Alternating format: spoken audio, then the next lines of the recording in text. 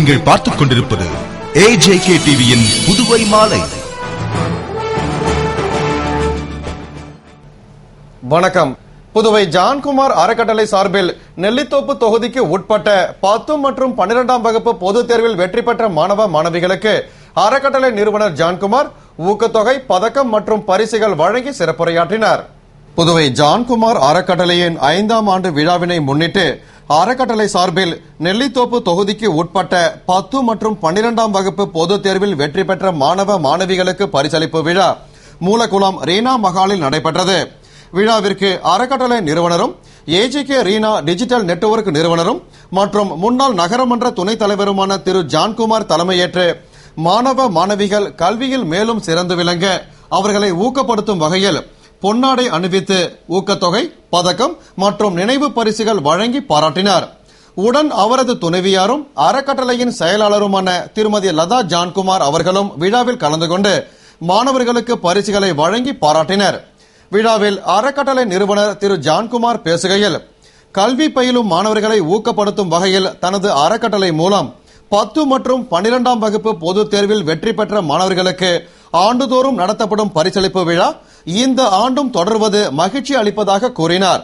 நெல்லித்தோப்பு தொகுதி மாணவர்கள் தேர்வில் நல்ல மதிப்பெண்களை பெற்று வருவதாகவும் அதற்கு காரணம் பெற்றோரின் ஆதரவுதான் என்றும் அதனை எப்போதும் மறக்கக்கூடாது என்று கேட்டுக்கொண்ட அவர், பிள்ளைகளை படிக்க வைப்பது அவர்களது கடமை என்று கருதாமல் பெற்றோரின் தியாகத்தை உணர்ந்து மாணவர்கள் நன்கு படித்து வாழ்க்கையில் உயர்ந்து அவர்களுக்கு பெருமை சேர்க்க வேண்டும் என்றும் கேட்டுக்கொண்டார். தாய் தகப்பன் உங்ககிட்ட இருந்து அன்றாட உங்களுடைய படிப்புல முழு கவனம் செலுத்துறாங்க. ஆகவே அந்த தாய் தகப்பனை நீங்க பிள்ளைகளாகி நீங்கள் மறக்கவே கூடாது. அப்ப பாருங்க, உங்க பிள்ளைகளாகி நீங்கள் உங்களுடைய தாய் தகப்பனை என்ன செய்ய போறீங்க? ஒவ்வொருவரும் நீங்க கடமை உணர்வோட இருக்கணும். உங்க தாய் தகப்பனா உங்கள்கிட்ட பெரிய சம்பாதிச்சு கொடுங்க, நம்ம பிள்ளைகள்லாம் கவர்ந்து போறாங்க எதிர்பார்க்கல. எப்ப நீ எப்படியாவது படிச்சு மேல வரணும், நல்ல ஒரு ரேங்க்ல வரணும், நல்ல ஒரு பதவியில் வரணும், நீ சம்பாதிச்சு கொடுப்பேன் என்பதையும் எதிர்பார்க்கல. கொஞ்சம் யோசனை பண்ணி பாருங்க. நீங்க ஹையர் ஸ்டடிக்கு போகணும்னா உங்களுடைய மார்க் ரொம்ப முக்கியம். நீங்க 1100 கிராஸ் பண்ணா மட்டும்தான் உங்களுக்கு ஹையர் ஸ்டடியில உங்களுக்கு ரொம்ப ஈஸியா மார்க் உங்களுக்கு பணம் கட்டாம நீங்க எந்த ஒரு நிலையிலும் போய் சேரலாம். உதாரணத்துக்கு ஒரு 150க்கு அபோவ் எடுத்தீங்கன்னா நீங்க டாக்டர் சீட் ட்ரை பண்ணலாம். நீ 150 எடுத்தாலே நீ கேட்கிற இடத்துல உங்களுக்கு காலேஜ்ல சீட் கிடைச்சிடும். தொடர்ந்து விழாவில் சிறப்பு அழைப்பாளர்களாக கலந்து கொண்ட காவல்துறை கண்காணிப்பாளர் சண்முகம், பான்கேர் இயக்குநர் Sridhar, doctor Dilipkumar Baliga, Anna Nagar Moon TV Rao, பொறியாளர் சங்கர், தொழிலதிபர்கள் பழனி, தங்கம் ஆகியோர் வாழ்த்துறை வழங்கியதுடன் மாணவர்களுக்கு பரிசுகளையும் முன்னின்று வழங்கினர். சிறப்பு அழைப்பாளர்களை அறக்கட்டளை நிறுவனர் திரு ஜான்குமார் பொன்னாடை அணிவித்து நினைவு பரிசு வழங்கி கௌரவித்தார். விழாவில் தொகுதியை சேர்ந்த மாணவ மாணவிகள் சுமார் 700க்கும் மேற்பட்டோர் தங்களது பெற்றோருடன் கலந்து கொண்ட நிலையில் பங்கேற்ற அனைவருக்கும் மதிய விருந்தும் அளிக்கப்பட்டது. விழாவிற்கான ஏற்பாடுகளை அறக்கட்டளை நிர்வாகிகள் மிக சிறப்பாக செய்திருந்தனர்.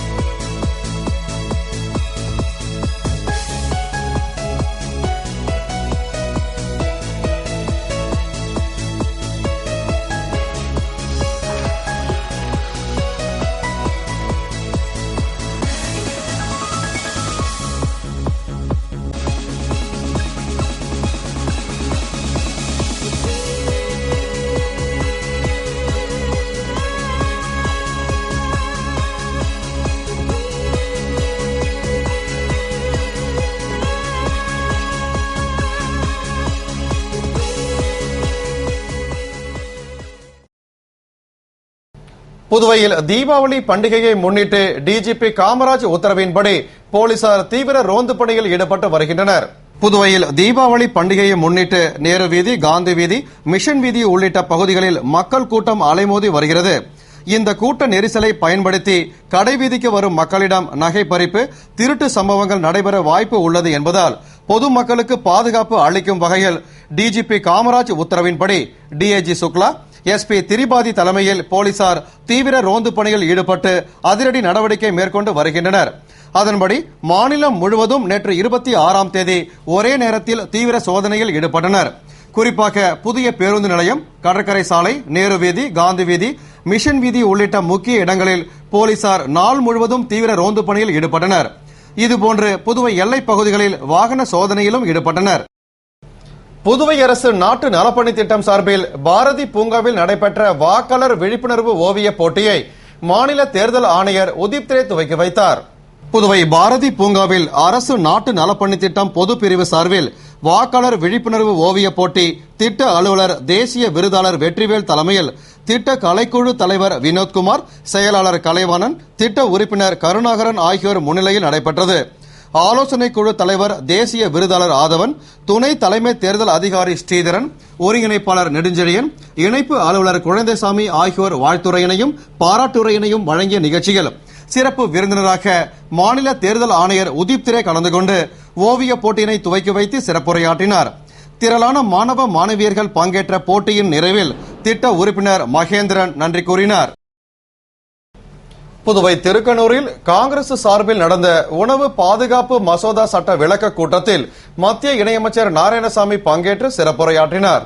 புதுவை திருக்கனூர் கூனிச்சம்பட்டு பாதையில் உள்ள தனியார் மண்டபத்தில் தெற்கு மாவட்ட காங்கிரஸ் சார்பில் உணவு உத்தரவாத மசோதா சட்ட விளக்க கூட்டம் தெற்கு மாவட்ட தலைவர் சீனிவாசமூர்த்தி தலைமையில் நடந்தது. கூட்டத்தில் சிறப்பு விருந்தினராக மத்திய இணையமைச்சர் நாராயணசாமி கலந்து கொண்டு உணவு பாதுகாப்பு மசோதா சட்டம் குறித்தும் புதுவையில் ஆளும் அரசின் அவல நிலை குறித்தும் சிறப்புரையாற்றினார். முன்னதாக காங்கிரஸ் செய்தி தொடர்பாளர் வீரராகவன் வரவேற்று பேசிய கூட்டத்தில் சிறப்பு அழைப்பாளராக முன்னாள் பாராளுமன்ற உறுப்பினர் பீட்டர் அல்போன்ஸ், தேசிய முரசு ஆசிரியர் கோபண்ணா, மாநில காங்கிரஸ் தலைவர் ஏ.வி. சுப்பிரமணியன், எதிர்க்கட்சித் தலைவர் வைத்தியலிங்கம் ஆகியோர் பங்கேற்று பாராளுமன்ற தேர்தலில் காங்கிரஸ் வெற்றி பெற செய்ய வேண்டும் என்பன குறித்த உரையாற்றினர். கூட்டத்தில் முன்னாள் முதல்வர் ராமச்சந்திரன், முன்னாள் அமைச்சர்கள் நமச்சிவாயம், கந்தசாமி, பெத்தபெருமாள் உள்ளிட்ட நிர்வாகிகள் மற்றும் தொண்டர்கள் கலந்து கொண்டனர். நிறைவில் முன்னாள் இளைஞரணி தலைவர் அண்ணாமலை நன்றி கூறினார். புதுவையில் பாராளுமன்ற தேர்தலில் பாமக வேட்பாளர் அனந்தராமனுக்கு ஆதரவு தெரிவிப்பது குறித்த இளம் பொறியாளர்கள் ஆலோசனைக் கூட்டம் தனியார் ஓட்டலில் நடைபெற்றது. புதுவை 100 அடி சாலையில் உள்ள தனியார் ஓட்டலில் இளம் பொறியாளர்கள் வரும் பாராளுமன்ற தேர்தலில் பாட்டாளி மக்கள் கட்சி சார்பில் போட்டியிடும் மாநில செயலாளர் அனந்தராமனுக்கு ஆதரவு தெரிவிப்பது குறித்த ஆலோசனைக் கூட்டம் பொறியாளர்கள் சரத்குமார், சதீஷ், மணிகண்டன் ஆகியோர் தலைமையில் பாட்டாளி மக்கள் கட்சி நிர்வாகிகள் ஆலோசகர் ராமகிருஷ்ணன், ஜெயபால், மதியழகன், விஜயன் உள்ளிட்டோர் முன்னிலையில் நடந்தது. கூட்டத்தில் வரும் பாராளுமன்ற தேர்தலில் பாமக வேட்பாளர் அனந்தராமனுக்கு ஆதரவு அளிப்பது, தேர்தலில் பாமக அமோக வெற்றி பெற பாடுபடுவது என்பன போன்ற பல்வேறு தீர்மானங்கள் நிறைவேற்றப்பட்டன. கூட்டத்தில் 300க்கும் மேற்பட்ட பொறியாளர்கள் கலந்து கொண்டனர். புதுவை ஏம்பலம் தொகுதியில் ஆதி திராவிடர் நலத்துறை சார்பில் தீபாவளி பண்டிகையை முன்னிட்டு இலவச துணியினை அமைச்சர் ராஜவேலு வழங்கினார். புதுவையில் ஆண்டுதோறும் தீபாவளி பண்டிகையின் போது ஆதி திராவிடர் நலத்துறை சார்பில் ஆதி திராவிட மக்களுக்கு இலவச வேட்டி சேலை வழங்கப்பட்டு வருகிறது. அதன்படி இந்த ஆண்டு இலவச துணி வழங்குவதற்காக அந்தந்த பகுதி அங்கன்வாடி மையங்களில் டோக்கன் வழங்கப்பட்டது. அதனையடுத்து டோக்கன் பெற்றவர்களுக்கு இலவச துணி வழங்கப்பட்டு வருகிறது. அதுபோன்று ஏம்பலம் தொகுதிக்கு உட்பட்ட பயனாளிகளுக்கு இலவச துணி வழங்கும் நிகழ்ச்சி கிருமாம்பாக்கம், பிள்ளையார்குப்பம் உள்ளிட்ட இடங்களில் நடந்தது. இந்நிகழ்ச்சியில் சிறப்பு அழைப்பாளராக அமைச்சர் ராஜவேலு கலந்து கொண்டு ஆதி திராவிட பயனாளிகளுக்கு இலவச துணியினை வழங்கினார். இந்நிகழ்ச்சியில் துறை அதிகாரிகள், ஊர் முக்கிய பிரமுகர்கள் மற்றும் பொதுமக்கள் பலர் கலந்து கொண்டனர். புதுவை சின்னாத்தா அரசு பெண்கள் மேல்நிலைப் பள்ளியில் நாட்டு நலப்பணி திட்டம் சார்பில் நடந்த ரத்த தான முகாமில் ஏராளமான மாணவிகள் ரத்த தானம் வழங்கினர். புதுவை முத்தியால்பேட்டை சின்னாத்தா அரசு பெண்கள் மேல்நிலைப் பள்ளியில் நாட்டு நலப்பணி திட்டம் மற்றும் ஜிப்மர் மருத்துவமனை சார்பில் ரத்த தான முகாம் பள்ளி முதல்வர் லைலா மேரி தலைமையில் மூத்த விரிவுரையாளர் புருஷோத்தமன் முன்னிலையில் நடந்தது. திட்ட ஆசிரியை அமலா பிரகாஷ்ராஜ் வரவேற்று பேசிய நிகழ்ச்சியில் சிறப்பு விருந்தினராக மாநில திட்ட அதிகாரி குழந்தைசாமி கலந்து கொண்டு முகாமினை துவக்கி வைத்தார். தொடர்ந்து திட்ட ஒருங்கிணைப்பாளர் பூபதி வாழ்த்துரை வழங்கிய நிகழ்ச்சியில் 80க்கும் மேற்பட்ட மாணவியர் பங்கேற்று ரத்த தானம் வழங்கினர். இந்நிகழ்ச்சிக்கான ஏற்பாட்டினை திட்ட அலுவலர்கள் செய்திருந்தனர். புதுவை பாகூர் தொகுதியில் தீபாவளி பண்டிகையை முன்னிட்டு பொதுமக்களுக்கு 2 கிலோ இலவச சர்க்கரையினை அமைச்சர் தியாகராஜன் வழங்கினார். புதுவையில் தீபாவளி பண்டிகையை முன்னிட்டு குடிமைப் பொருள் வழங்கல் துறை சார்பில் அனைத்து ரேஷன் அட்டைதாரர்களுக்கும் 2 கிலோ இலவச சர்க்கரை வழங்கப்பட்டு வருகிறது. அதன்படி பாகூர் தொகுதிக்கு உட்பட்ட சோரியாங்குப்பத்தில் உள்ள நியாய விலைக் கடையில் இலவச சர்க்கரை வழங்கும் நிகழ்ச்சி நடந்தது. நிகழ்ச்சியில் அமைச்சர் தியாகராஜன் கலந்து கொண்டு ரேஷன் அட்டைதாரர்களுக்கு இலவச சர்க்கரையை வழங்கினார். நிகழ்ச்சியில் குடிமைப் பொருள் வழங்கல் துறை அதிகாரிகள், ஊர் முக்கிய பிரமுகர்கள் மற்றும் பொதுமக்கள் பலர் கலந்து கொண்டனர். புதுவை AFT மில் தொழிலாளர்கள் கோரிக்கைகளை வலியுறுத்தி நேரு வீதியில் தெருமுனை பிரச்சார இயக்கம் நடத்தினர். புதுவை AFT மில் தொழிலாளர்களுக்கு பல மாதங்களாக ஊதியம் வழங்கப்படாமல் உள்ளதால் தீபாவளி பண்டிகைக்கு முன்பு ஊதியம் மற்றும் போனஸ் வழங்க கோரி AFT மில் அனைத்து தொழிற்சங்க நடவடிக்கை குழு சார்பில் பல கட்டம் போராட்டம் நடத்தி வந்த நிலையில் தற்பொழுது தெருமுனை பிரச்சார இயக்கத்தில் ஈடுபட்டு வருகின்றனர். அதன்படி நேரு வீதியில் AFT ஊழியர்கள் தெருமுனை பிரச்சாரத்தில் ஈடுபட்டு தானே புயலுக்கு பிறகு மூடப்பட்ட AFT மில்லை மீண்டும் இயக்கிட வேண்டும், மத்திய அரசிடமிருந்து மில்லை நவீனப்படுத்த 500 கோடி நிதி பெற்று மில்லை நவீனப்படுத்தி மீண்டும் திறந்திட வேண்டும், மில்லுக்கு சொந்தமான பட்டானூர் இடத்தை விற்று மில் ஊழியர்களுக்கு சம்பளம் மற்றும் ஊதியம், விருப்ப ஓய்வு பெற்றவர்களுக்கு வழங்கப்பட வேண்டிய தொகை வழங்கிட வேண்டும் என்று வலியுறுத்தி உரையாற்றினர். சங்க நிர்வாகி ராமதாஸ் தலைமையில் கபிரியேல், ஆறுமுகம் ஆகியோர் முன்னிலையில் நடைபெற்ற பிரச்சார இயக்கத்தில் ஊழியர்கள் திரளாக கலந்து கொண்டனர். புதுவை அரசு பொது மருத்துவமனையில் நடந்த கேன்சர் சிகிச்சையில் கீமோதெரபி என்ற கருத்தரங்கில் திரளான மருந்தாளர்கள் கலந்து கொண்டு பயனடைந்தனர். புதுவை அரசு பொது மருத்துவமனையில் மாநில அளவில் பணிபுரியும் மருந்தாளர்களுக்கான தொடர் மருந்தியர் கல்வியின் 9வது கருத்தரங்கு திட்ட இயக்குநர் டாக்டர் ரங்கநாத் தலைமையில் திட்ட ஒருங்கிணைப்பாளர் அன்பு செல்வன் முன்னிலையில் நடந்தது. இந்நிகழ்ச்சியில் சிறப்பு அழைப்பாளராக தனியார் மருத்துவக் கல்லூரி பேராசிரியர் டாக்டர் ஆழ்வார் பங்கேற்று கேன்சர் சிகிச்சையில் கீமோதெரபி என்ற தலைப்பில் உரையாற்றுகையில், மனித குலத்தை அச்சுறுத்தும் பெரிய வியாதியான புற்றுநோய் 40 வயது முதல் 79 வயதிற்கு உட்பட்ட பெண்கள் மற்றும் 60 வயது முதல் 79 வயதிற்கு உட்பட்ட ஆண்களும் பாதிக்கப்படுகின்றனர்.